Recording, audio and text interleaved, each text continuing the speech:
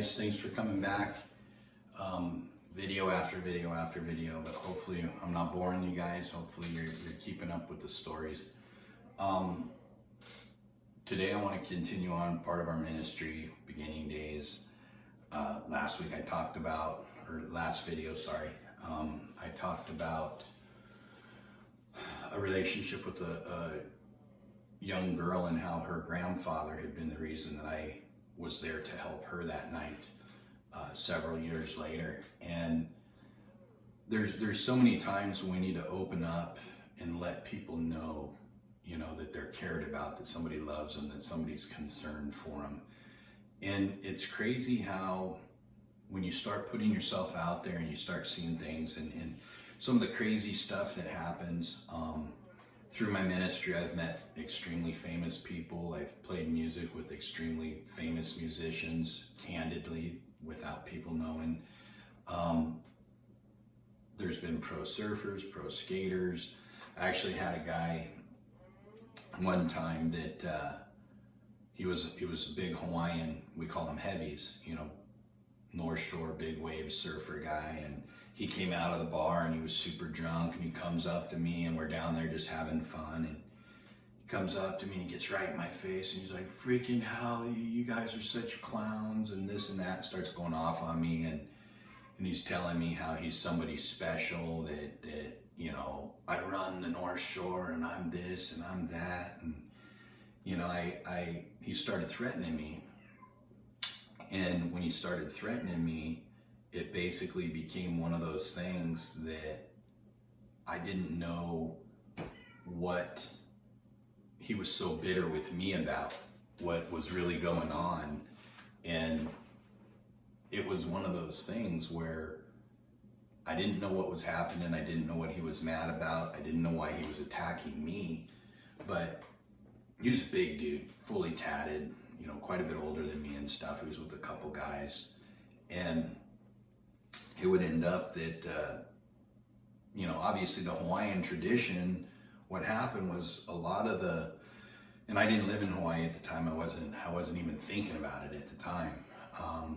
But being a surfer, I knew the culture, and I had my whole life kind of worshiped the islands and the Hawaiian culture. And I knew that the reason he was upset with me was because we were down there doing worship. He was drunk, but you know, a lot of people, the religious were the ones that came over and took over the islands, and they took the islands from the Hawaiians for the most part. Because the Hawaiians were a loving, kind culture, not a warrior, I'm gonna kill you because you're on my island, but they welcomed everybody. And because they were so loving and so warm, a lot of the religious people, religion came over there. They put stickers on their trails to make them wear shoes. They told them it was not right for the women to walk around naked or the men to be naked, so they put clothes on them. You know, this is all cultural stuff that America was uncomfortable with. But these were island people, and basically the people that came to them, they changed them because they weren't comfortable with their lifestyle because of the changes in their life and the religion, but they didn't believe in the same things. So basically what ends up happening is this guy's pissed because I'm a Christian. Christians ruined his islands, and I get that. And then we're talking about the culture and the surfing, and he's like, dude, you know, mainlanders don't know how to surf. And I thought it was hilarious because he said, you know, the difference between surfing here and surfing in Hawaii, he said, in the mainland we surf like this. He said in Hawaii we surf like this. I thought that was hilarious because he was basically mocking me because of the size of the waves in Hawaii, and respect, they got waves. But at the same time, I surfed some pretty big waves in Southern California and Mexico. But one of the things, I didn't get aggressive with him, and he got in my face. He's like, you know what, Hallie, maybe I'll just kill you right here. You don't know who I am, and I'm so-and-so, and I earn respect, and this and that. And I just laughed at him. I said, well, bro, I go, look around. I go, we're not there anymore. Okay, you're not in Hawaii, you're in the mainland. And in the mainland, this is my place. And I go, in this place for me, I go, there's 100 people standing around watching you right now that'll stand up for me. You're all by yourself. I go, I understand your hurt and your pain and everything. I said, but bro, I don't know you. You don't know me. You're just threatening to kill me because you're upset and drunk. And, you know, I got in his face, and him and I are sitting there, and all my friends are thinking, dude, Joe's going to throw blows with this dude. And who is this guy? And I told him, and I said, you know, man, I go, you can kill me if you want. And he goes, maybe I will, Holly. Maybe I will. You'll see. You don't know who you're messing with. And I told him, I said, well, you can do whatever you're going to do. I said, but I believe that until I'm done telling you what God's got for you, I go, I'm not worried about any of it, man. I go, God brought you here because he wanted me to be able to talk to you about something. And you need to know that he's real and that he cares about you and this and that. And even though you're a punk and you're mocking everything that his people do, he still loves you and he still cares about you and he's kept you safe and this and that. And he's like, yeah, whatever. And, you know, we'll see, Howie. And he keeps telling me who he is. And I'm like, I understand who you are now, dude. I get it. You know, you're a big guy, you know. And at that time, he kept telling me, you know, you don't know who you're talking to. You don't know who you're talking to. And his friend was real quiet, didn't say much of anything, but he was a pretty tough looking dude too. Long, gray haired Hawaiian guy. And all of a sudden, the guy's like, you know what, bro, let's go. And he like sets his drink down. He wants to scrap with me. And I just smiled at him. I said, nah. I said, you do what you got to do. I'll defend myself. I go, but I'm not the guy to mess with. And I looked him in the face and I said, he was just right here. And I said, bro, until you're done hearing what God has to say to you, you can take me out. You can take every Christian you ever run into out. And God will just keep sending people into your life until you listen to what he's telling you. And at that point, the dude stepped back like I punched him in the face. He stepped back a couple steps, kind of staggered backwards. It was funny. And he just looked at me, he goes, you know what, whatever, we'll see. And he just walked off. That was it. No more conversation. And never saw him again, never saw his friends again. Fast forward 10 years, 10 years later, God's got me living in Hawaii. Never expected it. I'm sitting down at Kailua Beach. I'm in my truck. I got Soul Surfers, which was the name of my ministry for 20 whatever years. And Soul Surfers Ministries, San Clemente written on my truck. And I'm sitting down there in my little green truck. And every time I pull down, these Hawaiian guys would come out and go, Hallie, go home. We don't want you here, you know. And funny story later about that. But they'd always get in my way. And I'd be like, listen, man, I'm going to surf whether you like it or not. So get out of my way. And I kind of push my way through with my truck, you know, and all of a sudden I'm sitting down there. I've been in Hawaii for a week. Don't know anybody. Don't really know what God's got me there for. All of a sudden, I see this red truck pull up with a rag on it. And I'm like, oh, what's this guy? And I see the guy sitting right behind me. I can see him in the mirror.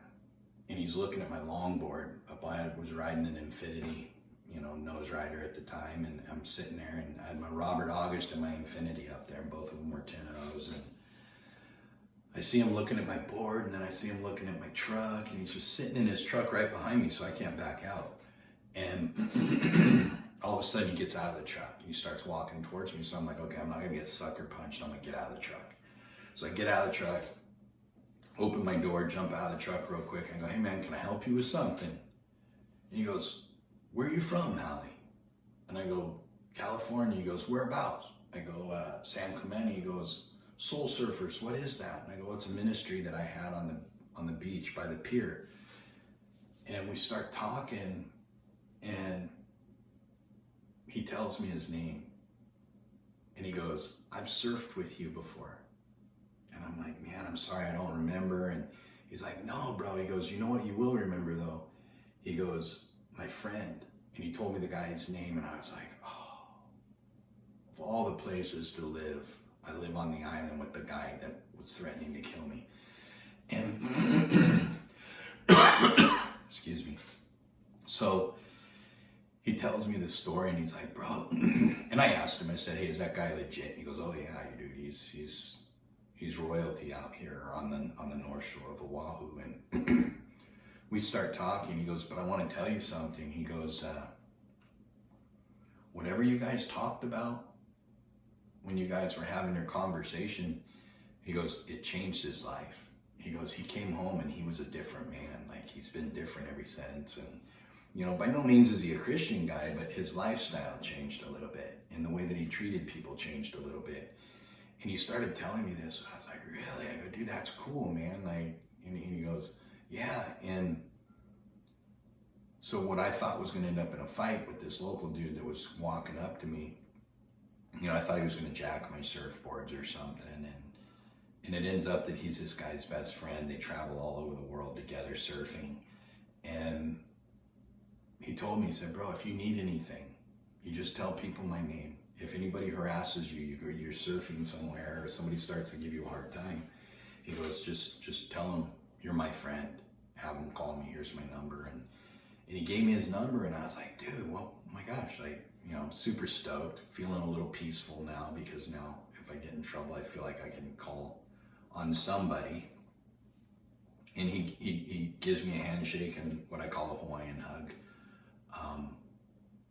Just gonna handshake, chest bump, and he gets in the car and goes, bro, hope things work out for you here, man. Stay in touch. And boom, we take off. I don't see him. When I'm pulling out that day, one of the things that got me to the islands was that God had told me that I needed to meet this specific person and get their authority, their approval to do my ministry on the islands, just to respect the culture and the pecking order. And I didn't know this guy, so we're going to talk about that later. I didn't know, not the guy that I had just talked to, but somebody that was extremely powerful in the surfing culture in Hawaii at the time. God had told me, you need favor with this guy before you do anything. So I would spend some time once I got to the islands trying to figure that out, and the story that comes with that's pretty awesome. But going back to San Clemente, after those guys left, I didn't feel like I planted a seed. What I felt like was I acted out of aggression. So I was retaliating, basically, in the name of God. I was retaliating, being aggressive with this guy because I didn't want to back down from him, because I didn't like threats. And so my pride was there, but God worked through that anyways. And basically what happens is a lot of times in those situations throughout these stories, my pride will fluff, and I get like, oh man, who do you think you're talking to? I'm this guy. And in the world, who we are doesn't matter. In God's kingdom, it matters. And that's the thing, is Joe is a person going into a gang infested area by myself, is a white dude with gray long hair and tattoos. I'm gonna walk in there and dudes are gonna be like, hey man, there's a white guy. They're not gonna know, hey, there's a Christian guy. Unless they can see something on you that's different, they're not gonna know. And a lot of times I've gotten in situations where guys go, dude, there's something about you I can see walking up. You're different, there's something about you. And as a Christian, I hope that that's the Holy Spirit they're seeing. I hope that's the presence of God that they're seeing that makes me different in the way that I carry myself, because I don't really have that fear, because I'm working for God. And if I die working for God, then I get to go to heaven, and I'm blessed anyways. I'm not a big fan of martyrism and stuff. I'm not looking to die. But if I'm doing my job and somebody kills me, then I gotta believe that's God's will. And that's what these next stories are about, is, the guns, the guns to my head. I had this one black kid, he was a Crip or a Blood. I don't remember which one he said he was. But he basically put a gun to my head, said, you still believe in Jesus? I said, absolutely, pull the trigger. And I told him, I said, pull the trigger and let's see. Because one of two things are going to happen, that I believe one of two things will happen. And I said, I'm not suicidal, I don't want to die. I go, but I'm okay with God. I'm where I'm at. And I told him kind of the same thing I told that surfer guy. I told him, I said, listen, God sent me to deliver a message to you. And if he chose you for me to talk to about this stuff, there's a reason for it. And until God's done giving you that message, I believe that gun's not going to go off. I go, you can pull that trigger. If you pull the trigger and I die, I'm going to tell you now from my heart, thank you. I don't want to die, but if I die today, I get to go to heaven and be in the kingdom. And I go, the thought of leaving my kids and my wife is horrible, but if that's how God wants me to go, I can't stop it. And I told him, I said, so I believe either you pull the trigger and you send me to heaven, and I'm telling you now, thank you, as a Christian, or what I believe is going to happen is you're going to pull the trigger and it's not going to go off. And I go, and that's because God sent me here because you need something from him, and I'm a messenger that he uses to do that. And this dude looked at me like I was out of my mind. And he had 3 or 4 of his friends with him, and we ended up praying, and I led all 3 or 4 of those guys, plus I guess 5 guys, to the Lord on a sidewalk. I was just walking by, and as I was walking by, God told me to talk to this kid. And so I just said, hey man, what's up? And he said, what did you say? And he literally just turned around and pulled a gun out and put it right to my head. Like he was primed. And I ended up leading all these guys to the Lord, and when they walked away, they're like, bro, you're crazy, man. Like, I've never met anybody like you. And I hear that a lot in my life, but at the same time, we can walk around as a tough guy that wants to rule the world, and we're lost and empty and lonely and sad when we go home. Or we can do what God wants us to do, and we can serve him, and we can serve others, and we can be that loving, kind person. Doesn't mean you gotta be a wimp. Doesn't mean you gotta walk around in fear. But the bottom line for me was God gave me peace when I needed that peace. Like, I always knew going into the ministry part of things, I never lived in fear.